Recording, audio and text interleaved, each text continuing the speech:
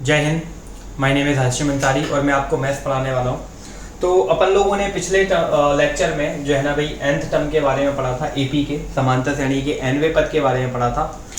अब अपन लोग उसी को आगे बढ़ाते हैं। nवें पद में और भी जो चीज़ें रह गई थी उनको अपन लोग और आगे कंटिन्यू करते हैं, ठीक है ना। तो जैसे कि नेक्स्ट क्वेश्चन है अपना कि if 10 times of 10th term of an AP is equal to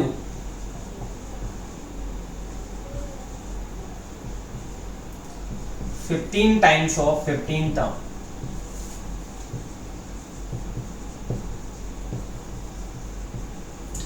then find its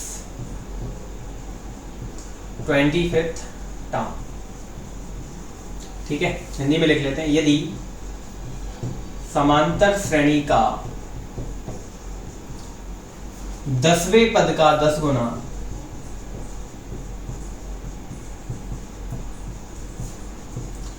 15वें पद के 15 गुने के बराबर हो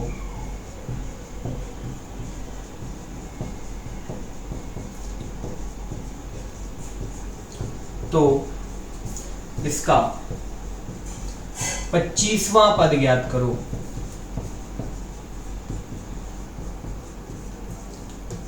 ठीक है, देखो अपन लोगों ने जो पिछले लेक्चर में क्वेश्चन किए थे उसमें अपने को जो कंडीशंस गिवन होती थी वो दो कंडीशन गिवन होती थी, है ना भाई। तो उसमें हम एओडी की वैल्यू निकाल लेते थे, लेकिन इस क्वेश्चन में सिर्फ ओनली वन कंडीशन गिवन है। तो ऐसे जितने भी क्वेश्चन हैं जो आपको समांतर श्रेणी में मिलेंगे, एपी में मिलेंगे, जिनमें सिर्फ ओनली वन कंडीशन मतलब आपको एक ही प्रतिबंध दिया हुआ हो, ऐसे क्वेश्चंस में आप लोग एक ही वैल्यू डी के टर्म्स में निकालो, फायदे में रहोगे, है ना भाई। तो इसमें देखो आप लोगों को सिर्फ इतनी सी चीज गिवन है ये, और ये एक ही कंडीशन है भाई, है ना। इंग्लिश में देखें तो आपको ये इतना जो है ना ये गिवन है, ठीक है। तो ये सिर्फ एक ही कंडीशन है, बाकी तो आपको फाइंड आउट करना है ना भाई, बाकी सब आपको निकालना है। तो क्वेश्चन में दिया हुआ है कि 10वें पद का 10 गुना, तो 10वां पद जैसे अपन ने T10 ले लिया, इसका 10 गुना बराबर है 15वें पद के 15 गुने के। इसके अलावा आपको कुछ भी नहीं दिया, बाकी तो आपको सिद्ध करना है कि 25वां पद 0 होगा, मतलब ज्ञात करना है कि 25वां पद क्या होगा, हालांकि 0 आएगा आंसर उसका, ठीक है ना भाई। तो चलो सॉल्व कर लेते हैं। तो पहले तो 5 से काट दो, 5 तिया 15, 5 दूनी 10, है ना भाई। तो 2T10 का फॉर्मूला लगाएंगे तो a प्लस 10 माइनस 1 9d, है ना भाई। 10 में से एक जाएगा, 9d बचेंगे, क्योंकि फॉर्मूला ही होता है n माइनस 1 Tn का फॉर्मूला, T10 का formula a plus 10 minus 1 into D. तो ये 10 माइनस 1 को मैं डायरेक्टली 9 लिख देता हूँ, है ना भाई। ऐसे यहाँ पे भी लिखेंगे a प्लस 15 माइनस 1 यानी 14d, है ना। बस सॉल्व कर लेंगे, 2 का अंदर मल्टीप्लाई करोगे 2a plus 2 9 18d equal to में 3a प्लस 3 इंटू 14 करेंगे तो 42d हो जाएगा। तो a वाले एक तरफ और d वाले एक तरफ, तो सारे a उधर ले जाते हैं और d इधर ले आते हैं। तो प्लस का जो 42 है ना इधर आके माइनस का हो जाएगा और 3a माइनस 2a हो जाएगा, है ना भाई। तो 18 माइनस 42 कर लो, कितना आ रहा है भाई, तो सब्ट्रैक्ट कर लेते हैं। तो 12 माइनस 8 जो है ना वो 4 हो जाएगा और 4 माइनस 2 2 हो जाएगा, तो माइनस का 24 मिल गया अपन को d, और 3a माइनस 2a हो जाएगा a, इक्वेशन नंबर 1। अब हमें निकालना क्या है 25 टर्म, तो निकाल लो भाई T25। तो T25 का फॉर्मूला हो जाएगा a प्लस 24d, क्योंकि 25 माइनस 1 24 होगा। a की वैल्यू रख दो इक्वेशन नंबर 1 से, तो a की वैल्यू यहाँ पर रखेंगे इधर, तो माइनस 24d रखेंगे और प्लस का 24d ऑलरेडी है, तो 24d से 24d गया तो 0। ये आपका आंसर आ गया, है ना भाई। तो सिंगल कंडीशन वाले क्वेश्चन में ध्यान रखना, आपको एओडी की वैल्यू नहीं निकालनी होगी, आपको ए की वैल्यू डी के टर्म्स में निकालनी है। ए का मान डी के पदों में ज्ञात करना है, जैसे मैंने यहाँ पर किया, देखो ए का मान डी के पदों में निकाल लिया और उठा के यहाँ रख दिया जो निकालना था। यहाँ पे आपको एओडी नहीं मिलेगा जिनमें सिर्फ एक ही प्रतिबंध दिया हो, एक ही कंडीशन दी हो, उन क्वेश्चंस में आपको ऐसे क्वेश्चंस में ए का मान डी के पदों में निकालना होगा। ध्यान रखें ये वाली बात, ठीक है ना। नहीं तो बच्चा घबरा जाता है, यार एक ही चीज दी हुई है, क्वेश्चन ही गलत है, जबकि क्वेश्चन तो सही है, आप गलती कर बैठते हो डर के, है ना भाई। चलो आगे बढ़ते हैं।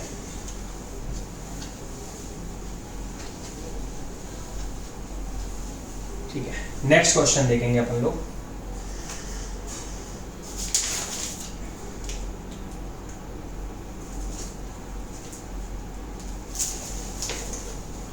तो तो नेक्स्ट क्वेश्चन है भाई अपना, the fourth term of an AP is 3 times the first.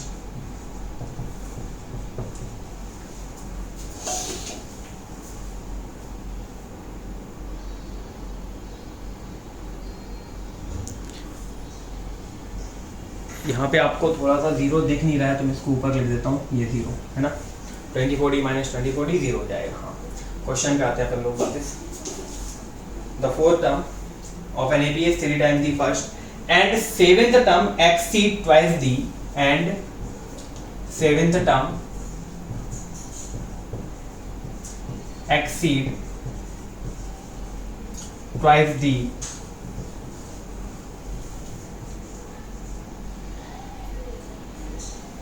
third term by 1, third term by 1. Find the first term and common difference. Find the first term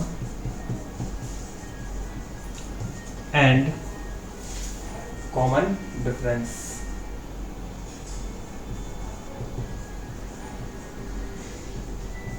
ठीक है, अब इसी क्वेश्चन को अपन हिंदी में भी लिख लेते हैं।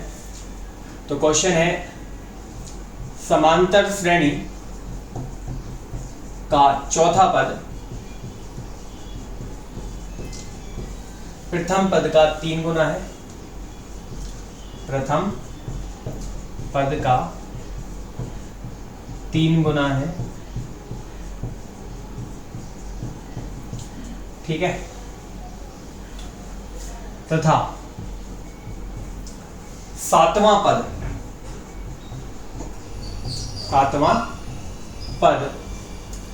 तीसरे पद के दुगने से, तीसरे पद के दोगुने से एक ज्यादा है।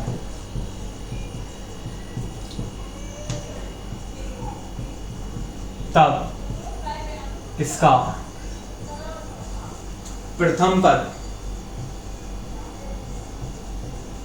तथा सर्वांतर ज्ञात करो।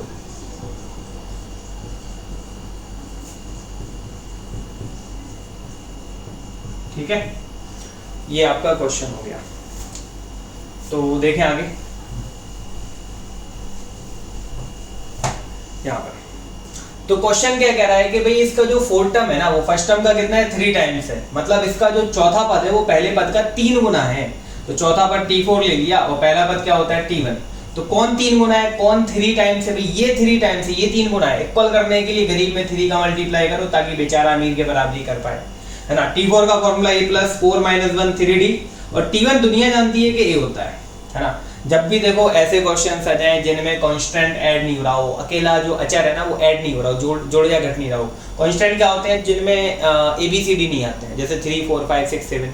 तो यहाँ पे आप बताओ, बिना ABCD का कांस्टेंट दिख रहा है, मतलब नंबर दिख रहा है, ऐसा कोई नंबर नहीं है। तो ऐसे क्वेश्चन में प्रतिस्थापन विधि यानी कि एलिमिनेशन मेथड बेस्ट होती है। मतलब A की वैल्यू D के टर्म्स में निकाल लेंगे, A का मान D के पदों में, ये बेस्ट होता है।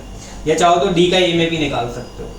तो 3A उधर ले जाएंगे तो -A, तो 3D = ये हो जाएगा 2A, है ना। A की वैल्यू निकाल लेते हैं तो 3D/2 A की वैल्यू हो गई इक्वेशन नंबर 1। तो उम्मीद है यहाँ तक सबको कहानी अच्छे से क्लियर हो गई होगी, है ना। तो आगे चलते हैं अपन लोग नेक्स्ट। इसके बाद क्या करेंगे अपन लोग, यहाँ पर देखें अपने को एक और कंडीशन यहाँ पर गिवन है, बहुत अच्छी बात है। तो अपन लोग आगे क्वेश्चन सॉल्व कर पाएंगे, पिछली बार की तरह बीच में नहीं लटकेगा क्वेश्चन, है ना भाई। तो आगे वो कह रहा है कि इसका जो सातवां पद है यानी कि 7 टर्म जो है वो थर्ड टर्म से 2 टाइम्स से, थर्ड टर्म के 2 टाइम्स के बाद भी 1 एक्सीड कर रहा है। या हिंदी में समझे तो उसका जो सातवां पद है ना वो तीसरे पद के दुगने से भी एक ज्यादा है। मतलब सातवां पद जो है ना वो तीसरे पद का आप दुगना भी कर दो उसके बाद भी ये एक ज्यादा है, ये कहना चाह रहा है। मतलब ये एक ज्यादा है तो अमीर ये हुआ ना, ये तो कहना चाह रहा है। वो देखो सातवां पद तीसरे पद के 2 गुने से, सातवां पद तीसरे पद के 2 गुने से। बी क्या है, एक ज्यादा है, तो ये अभी भी एक ज्यादा है बोल रहा है वो, 1 एक्सीड कर रहा है 7 टर्म थर्ड टर्म के ट्वाइस से, देख लो इंग्लिश में ये लिखा हुआ है ना भाई। तो ये 1 एक्सीड कर रहा है तो ये अमीर हो गया ना, तो गरीब में दान करो इक्वल करने के लिए, ठीक है। यही स्टेप मैंने इसकी, तो T7 का फॉर्मूला लगाएंगे a + 6d, क्योंकि 7 - 1 6 होता है, और T3 हो जाएगा a + 3 - 1 2d, और +1 है ऑलरेडी, है ना। 2 का अंदर मल्टीप्लाई कर दो तो a + 6d इक्वल टू में 2a + 2 2 4d, और +1 ऑलरेडी है। a वाले और d वाले सब इसी तरफ ले आते हैं, या फिर सॉल्व कर लेते हैं थोड़ा, चलो इधर ही ले आते हैं।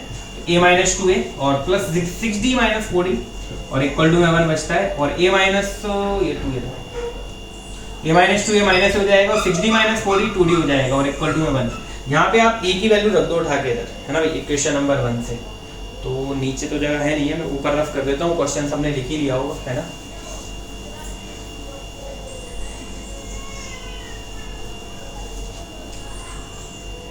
तो देख, तो यहाँ पे अपन लोग इक्वेशन नंबर 1 से वैल्यू रख देते हैं 3d/2 a की प्लेस में, तो -3d/2 a की प्लेस में 3d/2 आ गया यहाँ पे, है ना भाई, और प्लस 2d ऑलरेडी है, और इक्वल टू में 1 है। एलसीएम ले डालो भाई, 2 1 और 2 का एलसीएम 2 हो जाएगा, 1 का -3d में -3d 2 2 4d, और इक्वल टू 1 है ही, -3d + 4d d हो जाएगा, अपॉन में 2 का उधर मल्टीप्लाई कर देंगे तो d की वैल्यू 2 होगी। अब ये d की वैल्यू उठा के पुट कर दो इक्वेशन नंबर 1 में, है ना। तो यहाँ पे 2 रख दो, तो 3 × में 2 और अपॉन में 2 ऑलरेडी है, तो d की प्लेस में आप देख सकते हो मैंने 2 पुट कर दिया, और इक्वल टू में कितना है a, 2 से 2 कैंसिल आउट, d की वैल्यू a की वैल्यू आपकी 3 हो गई, और d 2 हो गया। तो आपका एक आंसर ये हो जाएगा, और एक आंसर ये हो जाएगा, ठीक है ना। उम्मीद है सबको कहानी अच्छे से क्लियर हो गई होगी, ठीक है ना। तो ये क्वेश्चन हो गया। नेक्स्ट क्वेश्चन अपन लोग देखेंगे रेशो और टाइम्स। अगर यदि आपके क्वेश्चन में रेशो और टाइम्स आ जाए तो आप लोग क्या करेंगे, मतलब अनुपात और गुना, है ना, इस टाइप की चीजें आपको देखने में मिल जाए तो क्या करेंगे हम। आप वीडियो पॉज करके लिख लिया करो, है ना। आगे बढ़ते हैं। तो अगर यदि आपके क्वेश्चन में अनुपात या गुना, है ना भाई, ऐसा कुछ आ जाए तो आप लोग क्या करेंगे, देखें। अनुपात का मतलब यही होता है, रेशो का मतलब यही होता है, जैसे मान लो मैंने बोल दिया 7th टर्म यानी 7वां पद और तीसरे पद का अनुपात, है ना, मतलब 7 टर्म और थर्ड टर्म का रेशियो। तो जैसे मान लो मैंने लिख दिया कितना है, 2 है, ठीक है। अगर मैं ये बोल दूं कि 7वां पद तीसरे पद का दुगना है, 7वां पद तीसरे पद का दुगना है, तो ये दुगना है ना, तो गरीब कौन हुआ, ये, इसमें 2 का मल्टीप्लाई करेंगे। 7th टर्म थर्ड टर्म का क्या है, ट्वाइस है, तो ऐसे ही लिखा जाएगा कि नहीं लिखा जाएगा। अगर मैं इसी चीज को चाहूं तो मैं ऐसे भी तो लिख सकता हूं, T3 × में इधर आके डिवाइड में इक्वल टू 2, या मल्टीप्लाई कर दो वापस वही। तो बताओ रेशो में और टाइम्स में क्या अंतर है, कुछ भी नहीं। आप टाइम्स वाली चीज को भाई इधर भी ले जा सकते हो ना, T3 × में इधर आगे डिवाइड में हो गया, एक ही चीज है। मैं बोल दूं 7वां पद तीसरे पद का दुगना है ना भाई, और मैं बोल दूं कि 7वें पद और तीसरे पद का अनुपात 2 है, तो आ तो 2 ही रहा है दोनों केस में, है ना भाई। तो जब भी आपसे गुना पूछे कि कितना गुना है, हाउ मेनी टाइम्स, है ना भाई, ऐसा कुछ क्वेश्चन आए तो आप लोग रेशो निकालो, इजी होता है ना। टाइम्स निकालने में देखो ये चीज निकालने में थोड़ी सी प्रॉब्लम आती है, बाकी जिनको जो अच्छा लगता है वो कर सकते हैं, आपकी मर्जी, ठीक है। तो चलो क्वेश्चन करते हैं भाई इसका अपन लोग। तो पहला क्वेश्चन है आपका, if 6 term of an AP is 0, then find the ratio 66 term to 26 term, ठीक है। क्वेश्चन है आपका, यदि समांतर श्रेणी का छठवां पद 0 हो तब इसके 66वें तथा 26वें पद में अनुपात ज्ञात करो।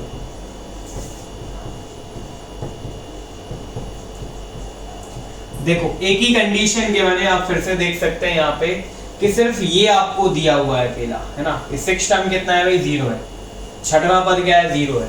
इसके अलावा कुछ नहीं दिया, बाकी सब पूछा है। तो जब भी एक कंडीशन क्वेश्चन में जाए आप ए की वैल्यू डी के टर्म्स में निकालें, ए का मान डी के पदों में ज्ञात करें। ये ध्यान में रखना है आप लोगों को इस चैप्टर में, है ना भाई। तो 6 टर्म 0 है, छठवां पद 0 है, तो t6 0 हो जाएगा, यानी a + 5d = 0 हो जाएगा। a की वैल्यू d के टर्म्स में निकालेंगे, a का मान d के पदों में निकालेंगे, तो प्लस का 5d उधर जाके माइनस का, ये होगी आपकी इक्वेशन नंबर 1। मैंने देख लो a का मान d के पदों में निकाल लिया, है ना भाई। और मैंने यही आपसे बोला था कि a का मान d के पदों में निकालना है आपको, है ना, अगर एक ही कंडीशन गिवन है तब, ठीक है। अब वो क्या कह रहे हैं कि भाई 66वें और 26वें पद में बात निकालना है, 66 टर्म और 26 टर्म में रेशियो निकालना है। तो हमें निकालना है t66 अपॉन में t26, है ना भाई। तो t66 का फॉर्मूला हो जाएगा a + 65d अपॉन में ये हो जाएगा a + 25d। आपको ही पता है n-1 होता है, तो इससे एक कम कर रहे हैं, इधर भी इससे एक कम कर रहे हैं, है ना। अब a की वैल्यू उठा के यहाँ पे पुट कर दो भाई इक्वेशन नंबर 1 से, समीकरण नंबर 1 से। तो समीकरण 1 से हम a का मान यहाँ पर रखेंगे, तो t66 अपॉन में t26 इक्वल टू हो जाएगा -60। a का मान कितना है, सॉरी -5d, a का मान कितना है भाई -5d है। तो a की जगह पे मैंने क्या रख दिया -5d, और प्लस का 65d ऑलरेडी है ही, है ना, अपॉन में a की प्लेस में क्या पुट करना है अपन को, a की जगह पे पुट करना है भाई -5d और प्लस 25d ऑलरेडी है ही भाई, है ना भाई। तो 65 - 5 हो जाएगा आपका कितना 60d, और अपॉन में 25 - 5 हो जाएगा 20d। d से d कैंसिल आउट हो गया, 0 से 0, और 2 3 = 6, है ना भाई। तो आपको कितना मिल जाएगा 3। तो आपका जो रेशियो है वो 3:1 हो जाएगा, क्योंकि 3 के अपॉन में कुछ नहीं है तो 1। तो आपका जो रेशियो है वो 3:1 हो गया, ठीक है ना। तो इस टाइप के क्वेश्चन सारे के सारे अनुपात वाले इस तरीके से अपन लोग सॉल्व कर लेंगे, ठीक है ना। चलो आगे बढ़ते हैं। तो उम्मीद है सबको यहाँ तक कहानी अच्छे से क्लियर हो गई होगी, ठीक। नेक्स्ट देखते हैं।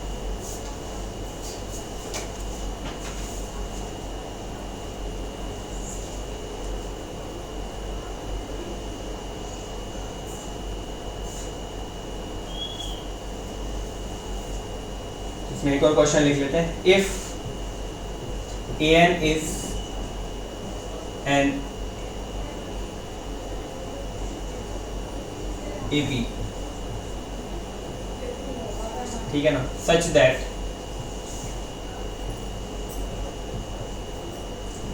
A4 अपॉन में A7 इक्वल टू में 2/3, फाइंड A6 अपॉन में A8, है ना। यदि an एक समांतर श्रेणी है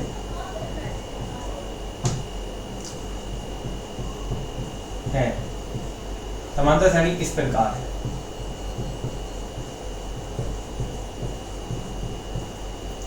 कि A4 अपॉन में A7 इक्वल टू में 2/3, तब A6 अपॉन A8 का मान ज्ञात करो,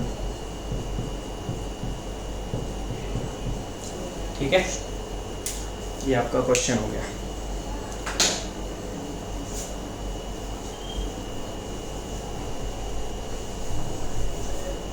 तो देखें, तो यहां पर आपको जो दिया हुआ है ना ये A4 अपॉन A7, तो ये समांतर श्रेणी का an जो है ना, समांतर श्रेणी का nवां पद ही होता है हमेशा। ये आप लोगों को ध्यान रखना है ना, कभी ऐसा दे भी दे डायरेक्टली तो आपको घबराना नहीं है। समांतर श्रेणी का nवां ही पद होता है। tn लिख दो या an लिख दो, एक ही बात है। A4 और T4 एक ही चीज है। T4 A + 3D होता है ना, ऐसे ही A4 जो होगा ना वो भी A + 3D ही होगा, इसमें कुछ नई बात है नहीं है ना। तो यहाँ पे अपन लोग इसको लेके चलेंगे। तो A4 का फॉर्मूला लगा दो A + 3D अपॉन में A + 6D। इसके अलावा क्वेश्चन में और कुछ दिया है क्या? नहीं, एक ही कंडीशन गिवन है, फिर से आपको वही करना है, a की वैल्यू d के टर्म्स में निकालना है, a का मान d के पदों में ज्ञात करेंगे। तो पहले क्रॉस मल्टीप्लाई कर लो, तो 3 का इधर करेंगे तो दोनों में करेंगे, ध्यान रखना। तो 3 का a में किया तो 3a और 3 3 का 9d, है ना भाई। इधर भी कर दो इसका, इधर 2 का a में करेंगे 2a और 2 6 का भाई कितना 12d, है ना। तो एक काम करो, a वाले एक तरफ और d वाले दूसरी तरफ। तो 2a को इधर ले आते हैं तो 3a - 2a हो जाएगा और 12d ऑलरेडी है यहाँ पर और 9d उधर जाके काय का हो जाएगा माइनस का, है ना। तो 3a - 2a हो जाएगा और 12b - 9d हो जाएगा 3d, इक्वेशन नंबर 1, ठीक है ना। इसके बाद में हम क्या करेंगे, a की वैल्यू d के टर्म्स में निकाल ली। अब वो पूछ क्या रहा है, a6/8 यही पूछ रहा है, देखो है ना, और ये एक्चुअल में रेशियो ही तो है, तो पिछली बार की तरह ही क्वेश्चन सॉल्व हो जाएगा। बस घुमा फिरा के क्वेश्चन दे दिया उसने आपको डराने के लिए, है ना। तो a6 का फॉर्मूला हो जाएगा a + 5d और 8 का फॉर्मूला हो जाएगा a + 7d। बस इक्वेशन नंबर 1 से आप यहाँ पर वैल्यू पुट कर दो, है ना। तो a की जगह पे आपको क्या पटकना है, 3d, तो यहाँ पे मैं 3d रख दूंगा, तो 3d + 5d अपॉन में 3d + 7d, है ना। तो 5 और 3 कितना हो जाएगा, 8d, और अपॉन में 7 और 3 कितना हो जाएगा, 10d, d से d निपट गया, और 2 4 8 और 2 5 10, तो आपका आंसर हो जाएगा 4/5। उम्मीद है सबको कहानी क्लियर हो गई होगी, ठीक है। नेक्स्ट आगे बढ़ते हैं।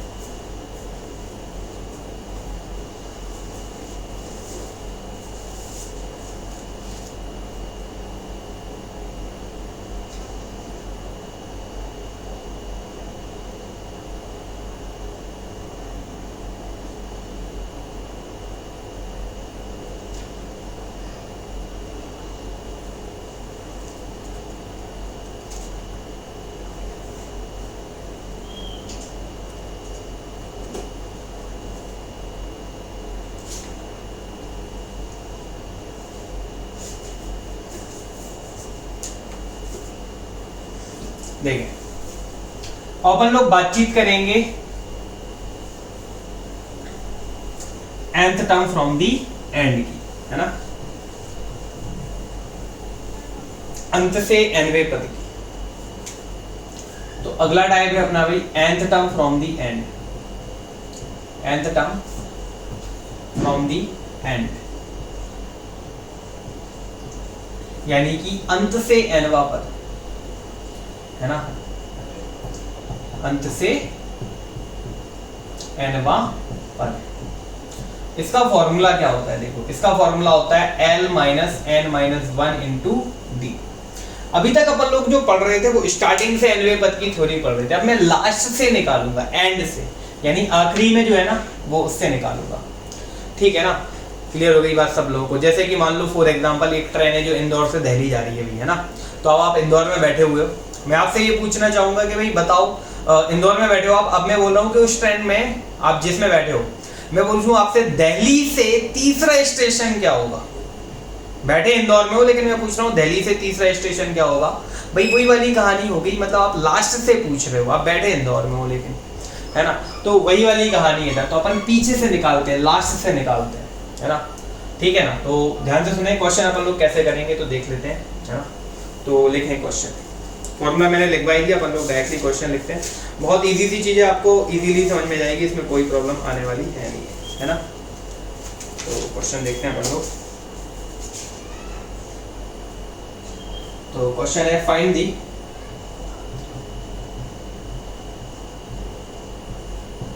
Twelfth term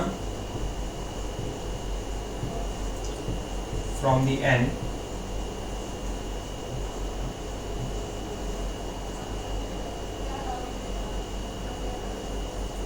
in an AP 3, 5, 7, 9, and so on 201। ये आपकी सीरीज है, इसमें आपको जो है लास्ट से कौन सा टर्म निकालना है, 12 टर्म निकालना है, मतलब यहाँ से 12 टर्म। तो जो सबसे आखिरी में लिखा रहता है ना, यही आपका L होता है, जिसको अपन TN भी बोलते हैं, यानी कि nवा पद भी बोलते हैं अपन लोग, इसको nth टर्म भी बोलते हैं, है ना भाई। तो यही आपका L हो गया 201। हिंदी में लिख देता हूँ क्वेश्चन, समांतर श्रेणी 3, 5, 7, 9, एंड सो ऑन कितना भाई 201 में अंत से 12वां पद ज्ञात कीजिए।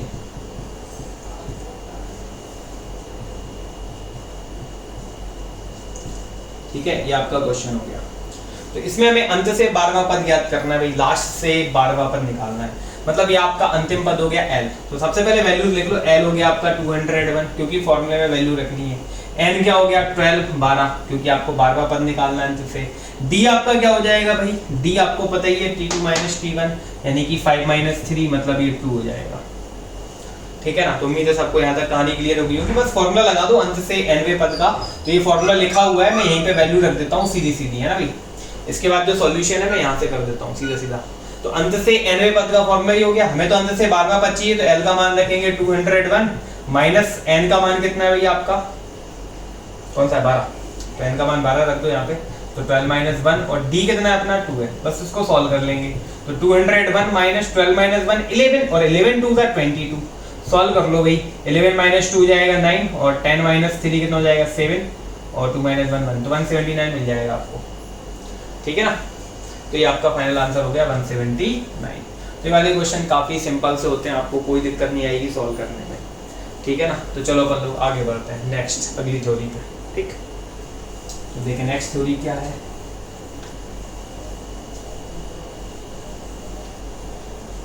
बहुत ही सिंपल सा क्वेश्चन था, देखो इसमें कोई ज़्यादा दिक्कत आती नहीं है ना, इसलिए अपन लोग इसमें ज़्यादा टाइम वेस्ट भी नहीं करेंगे। तो अगला टाइप है अपना भाई समांतर श्रेणी का nवां पद जो होता है वो दिखता कैसा है ना भाई। तो nth term of an AP, तो nth term of an AP is linear in n, है ना। समांतर श्रेणी का nवां पद n में रेखीय होता है।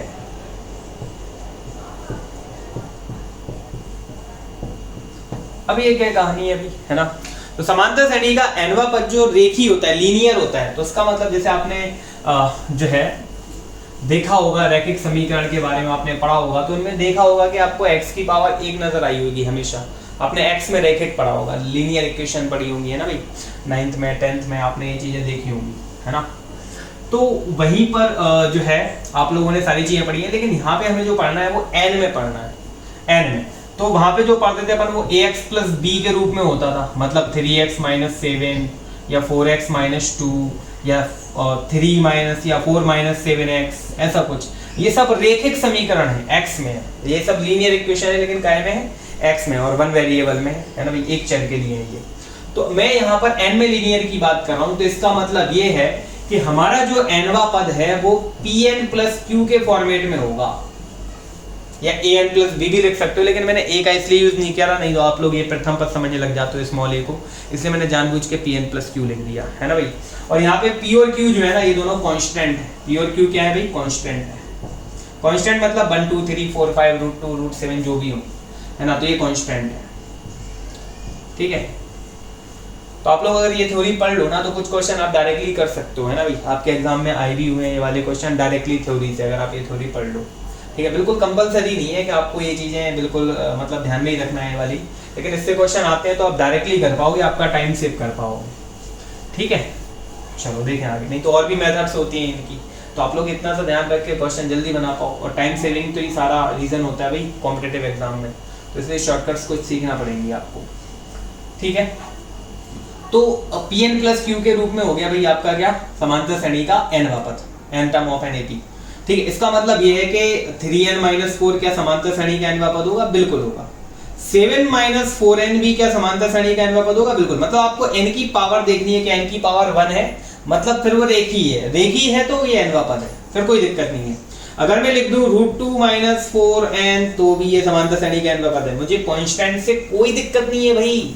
√2 √3 √7 एनीथिंग कुछ भी जाए डजंट मैटर, बस n रूट में नहीं आना चाहिए, तो ये समांतर श्रेणी का nवां पद है। हाँ अगर मैं ऐसा लिख दूं 3 माइनस 2 रूट n तो फिर ये समांतर श्रेणी का nवां पद नहीं है, क्योंकि अंडर रूट के अंदर n आ गया, n अंडर रूट में नहीं आना चाहिए, नंबर आ जाए डजंट मैटर, मुझे कोई फर्क नहीं पड़ता, है ना भाई। तो चलो देखो आगे, तो ये समांतर श्रेणी का nवां पद नहीं है। क्या 1/2 माइनस 4n समांतर श्रेणी का nवां पद होगा, ये भी नहीं होगा। अपॉन में आ गया ना भाई, डिवाइड में आ गया, हमने तो ऊपर बात करी थी, नीचे थोड़ी ना बात करी थी, तो ये भी समांतर श्रेणी का nवां पद नहीं होगा। क्या 2n² प्लस 5n समांतर श्रेणी का nवां पद होगा, ये तो बिल्कुल भी नहीं होगा। पावर 2 की तो बातचीत ही नहीं हुई, पावर 1 से ऊपर जाने नहीं है ना नीचे जाना है, पावर 1 मतलब पावर 1, है ना भाई, तो ये पावर 2 है, तो ये भी समांतर श्रेणी का nवां पद नहीं है। ये सब तीनों की तीनों समांतर श्रेणी के nवें पद हैं, बाकी समांतर श्रेणी के nवें पद नहीं होंगे। अब दूसरी बात ये आती है कि अगर आपको समांतर श्रेणी का nवां पद दे दे, है ना, एक अरिथमेटिक प्रोग्रेशन का अगर आपको nth टर्म दे दे, और आपको फर्स्ट टर्म और कॉमन डिफरेंस निकालना हो, प्रथम पद और सर्वांतर निकालना हो nवा पद देने के बाद, तो आप कैसे निकालेंगे, तो वो चीज सुन लो ध्यान से। तो मैं क्वेश्चन ही करा देता हूँ, उसमें ही समझा देता हूँ, आपको बहुत अच्छे से समझ में जाएगा, है ना भाई। तो लेकिन if nth term of NAP is 4 minus 3n, then find its first term, common difference,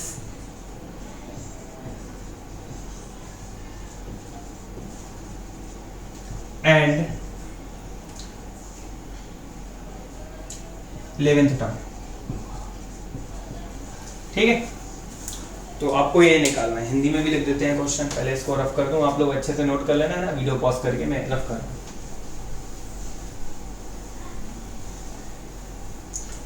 ठीक है, एक क्वेश्चन हिंदी में लिख देते हैं यहीं पे। यदि समांतर श्रेणी का nवां पद, ठीक है, 4 minus 3n हो, तब इसका प्रथम पद, सर्वांतर तथा 11वां पद याद करो।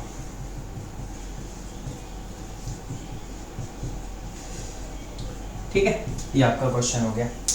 तो इस भाई साहब ने भाई nवां पद दे रखा है, तो मतलब आपको tn तो दे रखा है 4 minus 3n, है ना। आपको प्रथम पद चाहिए, तो सब जानते ही है प्रथम पद होता क्या है, t1 ही तो होता है ना, है ना। तो t1 होता है, तो यहाँ पे अगर आप n की जगह पे 1 रख दो तो क्या आपको t1 नहीं मिलेगा, बिल्कुल मिलेगा। तो रख दो ना, किस बात की देरी है। तो t1 जो है ना हो जाएगा 4 minus 3 into 1, तो 3 into 1 करोगे ना तो 3 हो जाएगा, और 4 minus 3 सब जानते हैं कि 1 होता है, तो आपका प्रथम पद 1 हो गया। ठीक है ना। अब क्या निकालना है, d यानी कि सर्वांतर मतलब d, और d आपको पता ही है समांतर श्रेणी में t2 minus t1 होता है, तो आपको पहले t2 निकालना है, t1 तो आप निकाल के बैठे हो, है ना। तो बस t2 निकाल दो। तो क्या मैं n की जगह पे 2 रख दूं, तो t2 बन जाएगा ना, तो बस रख दो n की यहाँ पे 2, तो t2 हो जाएगा आपका कितना भाई, n की यहाँ पे 2 रखना है यहाँ पर, है ना। तो रखो 2, तो 4 minus 3 into 2, और 3 2 6, और 4 minus 6 कितना होता है भाई, -2 होता है। निकाल लो d, तो d हो जाएगा, t2 कितना है हमारा -2, और t1 कितना है 1 है, और -2 और -1 -3, है ना भाई। दोनों अगर साइन सेम है, चिन्ह अगर समान है तो चीजें ऐड हो जाती हैं, जुड़ जाती हैं, है ना भाई। लेकिन साइन माइनस का ही आएगा, दोनों माइनस है, और दोनों प्लस है तो प्लस आएगा, है ना भाई। चलो आगे बढ़ते हैं। तो अपने को a मिल गया, d मिल गया। अब उसने क्या पूछा, 11वां पद। अब 11वां पद निकालने के 2 तरीके हैं, है ना। एक आंसर ये हो गया आपका, एक आंसर ये हो गया। अब उसने 11th टर्म पूछा, 11वां पद पूछा, तो 11वां पद निकालने के 2 तरीके। एक तरीका तो ये है कि आपको t11 निकालना है ना, तो यहाँ पे क्या n की यहाँ पे 11 पटक दें तो t11 मिल जाएगा, बिल्कुल मिल जाएगा। तो रखो n की यहाँ पे 11, तो 4 minus 3 into 11, और 11 3 था 33, और 4 minus 33 मतलब -29। तो ये सबसे बढ़िया तरीका तो यही है, डायरेक्ट 11 पद को nवां पद दिया है, 11 रखो, आपको 11वां पद तैयार बैठा हुआ है। अगर किसी को लगता है कि सर समांतर श्रेणी nवें पद का फॉर्मूला क्यों नहीं लगाया, मैं तो बुरा मान जाऊंगा, तो भाई लगा दो, वो भी तरीका सही है। तो a plus n minus 1 into d, ये मेथड सेकंड है। आपको ऐसे करना है तो ऐसे कर लो भाई, है ना।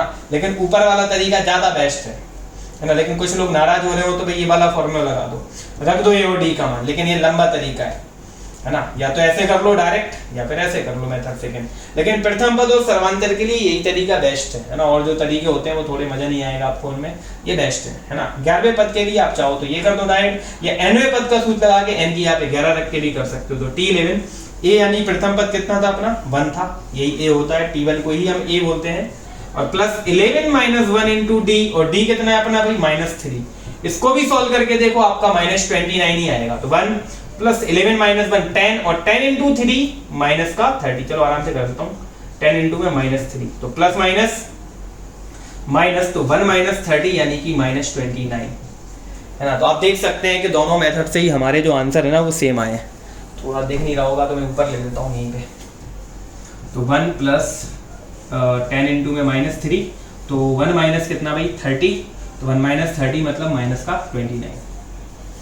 ठीक है, तो नीचे दिख नहीं रहा था इसलिए मैंने दोबारा ऊपर लिख दिया, अभी भी नहीं दिख रहा आपको, बड़ी समस्या है भाई। चलो यहीं पे लिख लो 1 - 30 तो -29 हो गया, ठीक है ना।